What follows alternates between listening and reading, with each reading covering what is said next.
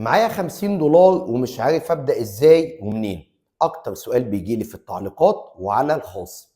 لو انت معاك 50 دولار او حتى 100 دولار، قلت لك ان انا مخصص الحساب ده علشان امنع اي متداول مبتدئ ان هو ينجرف ويرمي فلوسه ويضيعها، لان هو ما عندوش علم ولا اي حاجه. طبيعي لو حضرتك معاك 50 دولار او 100 دولار، اخر حاجه تفكر فيها ان انت تدخلهم في مجال التداول، خليهم على جنب. وقبل ما تدخل مجال التداول بال 50 دولار او بال 100 دولار، تعمل حاجتين.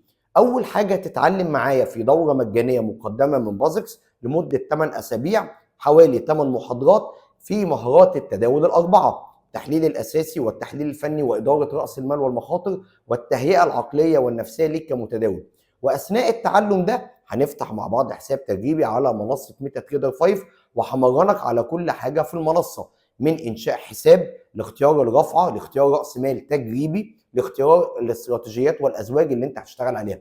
وبعد الشهرين تقيم تجربتك كده وتشوف في راس المال التجريبي ده اللي انت لغايه دلوقتي ما دفعتش حاجه ولا في تعلم ولا في تداول، ان كنت انت بدات تحب الموضوع وبتكسب منه ولا لا. وبعد كده تبقى ادخل يا سيدي ب 50 او ب 100 دولار فعليين في التداول.